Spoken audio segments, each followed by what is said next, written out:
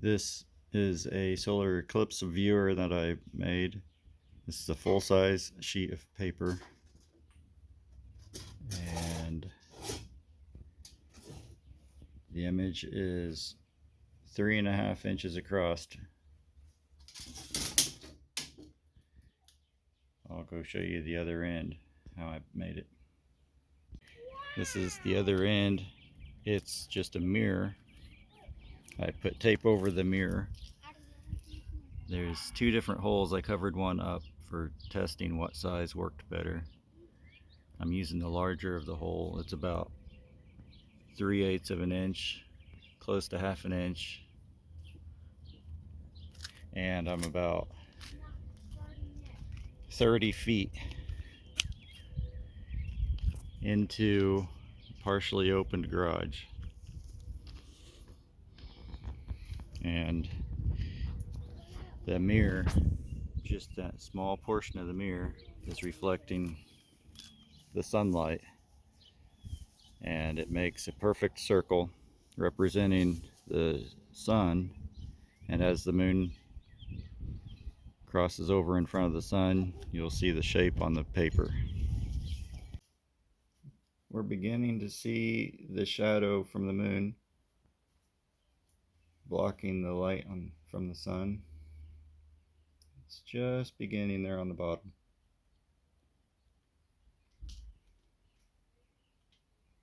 This is what it looks like about 20 minutes in.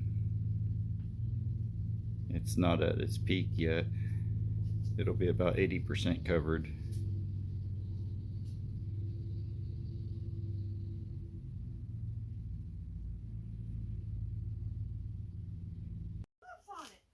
This is about 20 minutes before the peak eclipse. Okay, that's right here. The reflection of the sun. It's really tiny. I see it.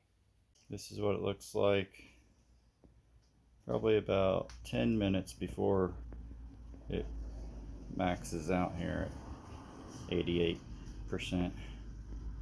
So it's probably about 80% right now.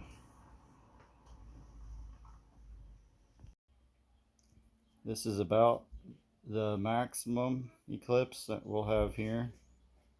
It may get a little bit more than this, but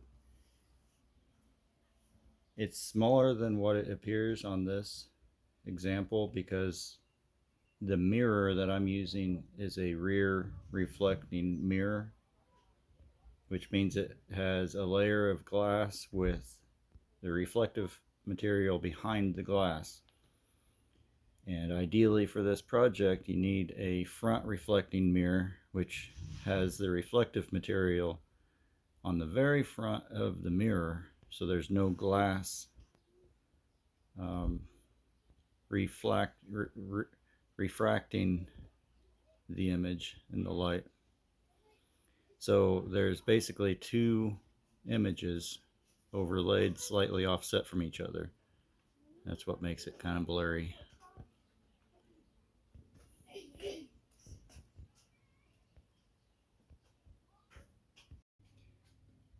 Okay, this is what we can see on this projection. It's not very clear, but you can tell that it's just a sliver.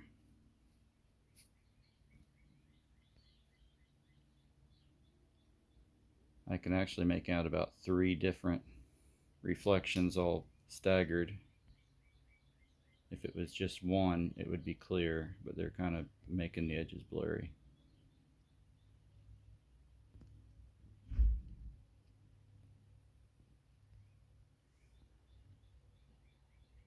It's almost like twilight outside.